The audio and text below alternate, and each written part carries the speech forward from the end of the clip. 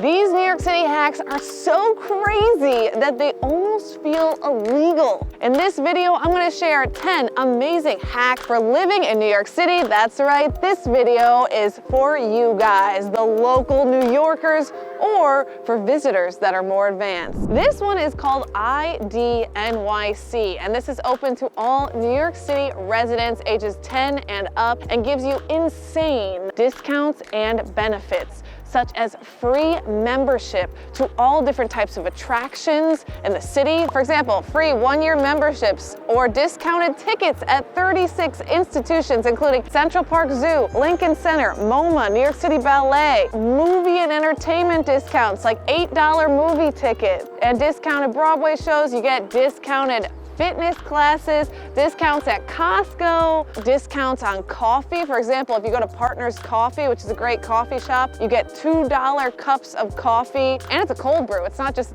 like a regular coffee. To get this card, you do have to either apply online or go in person to a IDNYC location. It's $0 to get this card. Let's say you're walking around New York City, your phone dies, or you don't have great signal in one area. What you gotta do? You find one of these. It's called LinkNYC. It's absolutely amazing and completely free. There's gonna be 7,500 of these all throughout the city, and they were replacing all of the payphones. Remember those back in the day? So what you can do with this is pretty amazing.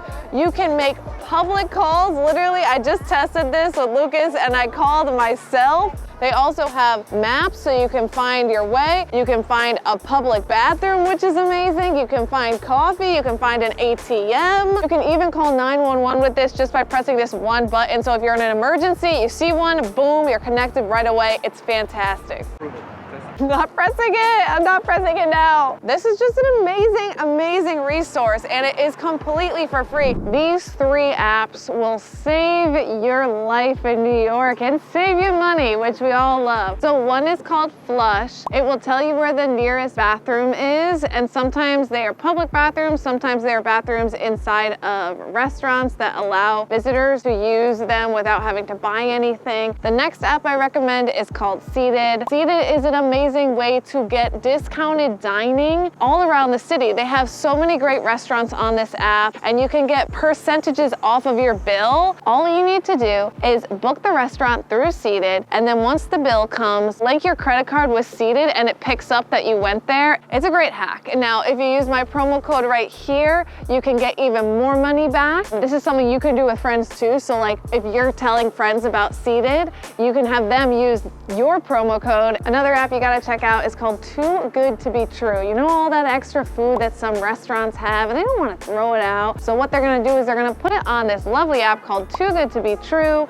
and charge you minimally. I'm talking you could get a $40 thing for $4. All you got to do is go on their app, reserve the thing that you're interested in. It's always going to be something, most likely, that's called a surprise bag because you really never know what they have left over. What if they give you just a bag of mayonnaise? They would never give you a bag of mayonnaise. You're on the subway, you're in a rush, and you want to make sure that you line up with right where the door is going to open when the train stops. Look along this yellow strip here, and there's certain areas that are a bit dirtier. That means that is where the train doors generally are because most people are going in and out of the train right here. Ever looking for the safest place on the train or simply need to ask the conductor a question? Then look right up here. You'll see this board. It's white and black, and that is where the conductor lines up with it. If you need to ask the conductor questions, then look for that area. This can be perfect for you're lost and you're on an empty platform and you're like, okay, well, when the train does come, how can I ask an actual person? Look for this then. Same with if you're traveling late at night and you want to make sure that the train car you're in is close to the conductor so you're more safe. Car hacks of New York City. It's my time to shine. It's my section. I even dressed for the part.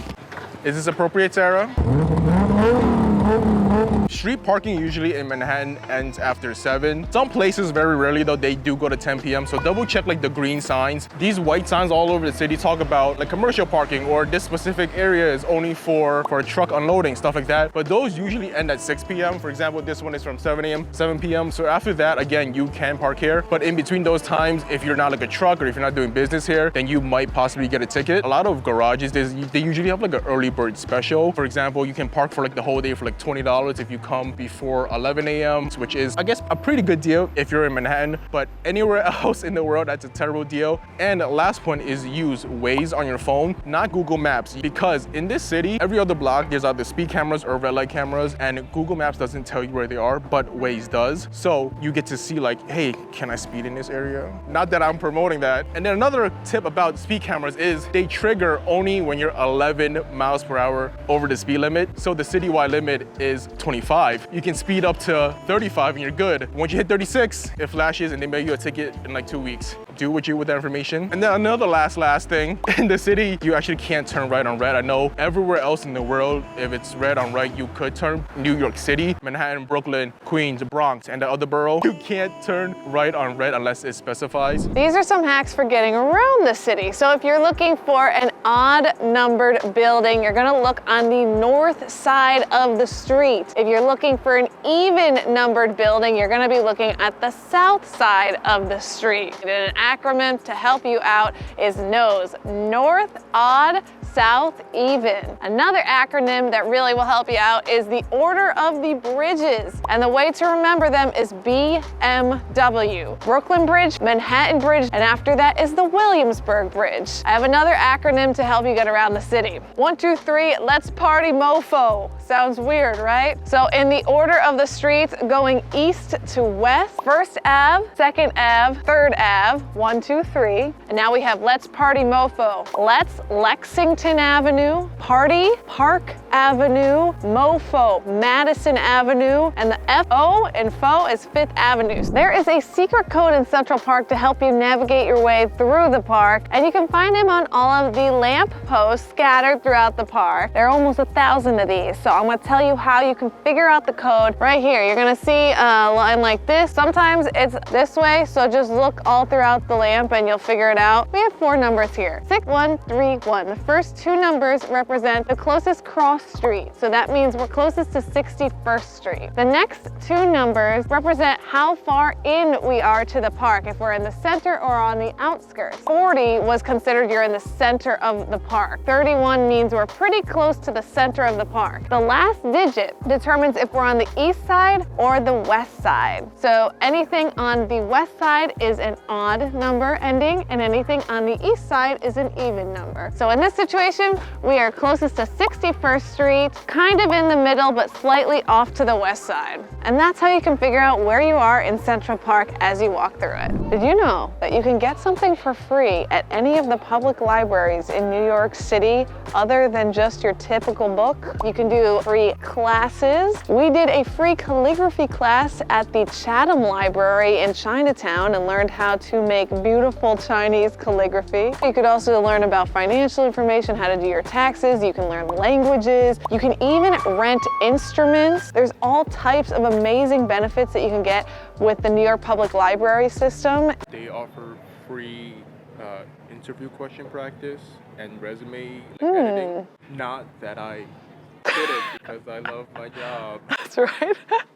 Most people know about this lovely TKTS booth behind me where you can get discounted Broadway tickets, but like any good play, timing is crucial in this. 5 p.m., that's when all the good tickets are released and they get snatched up immediately. So make sure you're here right at 5 p.m. and you'll get those discounted tickets that you've been dreaming of. Most Broadway tickets will say show up about 30 minutes before the show starts. Don't do that. What's gonna happen is you're gonna wait in a very long line, and that's just annoying, frankly. Instead, show up 5 minutes before the show starts, because the show doesn't actually start until 10 minutes after the time that it says it's gonna start. That way you don't have any line, you breeze through security, you can get right into your seats. It's not like you have to fight for a seat, because your seats are assigned, and the seat range of pricing can vary dramatically depending on like if you're the best seats or the worst seats. So there's not really a benefit of showing up 30 minutes before, because you're just gonna end up in the same seat no matter what. So don't overpay for the Long Island Railroad, especially when you're coming from JFK